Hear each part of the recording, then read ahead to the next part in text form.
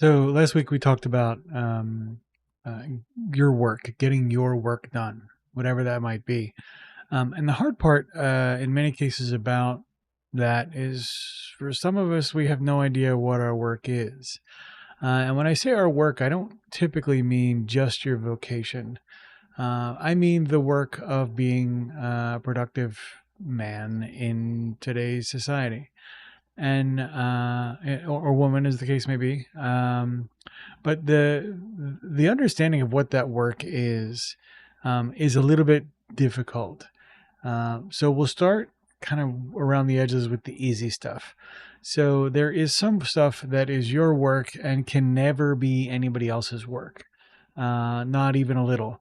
And so things like your own health and hygiene, for example, you can't outsource or give someone else the work of lifting the weights at the gym or running the time on the treadmill or whatever your physical sort of maintenance routine is in terms of keeping your body muscular and healthy and all that stuff. You can't really ever get rid of that. And so that work will always and forever be your work. And that's just sort of one small part of it.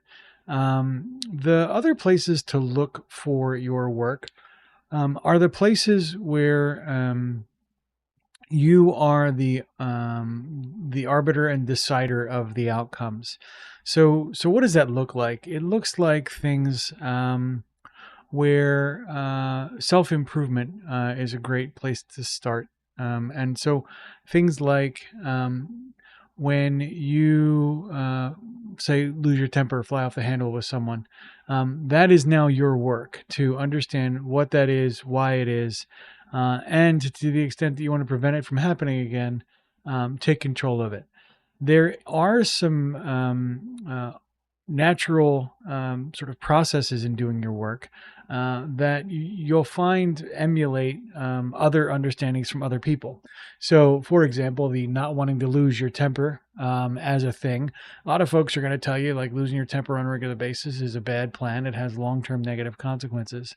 Your work is to come to that understanding through reflection and analysis of your own behavior. That understanding is pretty significant and pretty consistent across most people. So we can look at some of the work and go, okay, this represents a universal understanding or a universal capability or a universal waypoint in personal development. And those waypoints, you can understand them intellectually, but a lot of that has to come from understanding them from an internal the difference between knowledge and wisdom kind of perspective. And so as you start to do your own work, you'll find that you'll come to some sort of standard truths and conclusions. There's work done in the psychological field on this, the work of Claire Graves, where he talks about values evolving directionally and pretty much linearly. But there is tons of supporting material here to indicate that these understandings, while they need to be deeply personal to be effective, they are fairly consistent across all people. And so the temptation then is to, knowing that, is to give work to other people and say, well, you need to go figure this out or you need to figure that out. And the answer is no, you can't do that. You have to do your own work. You have to find your own stone and the rough edges of your own stone.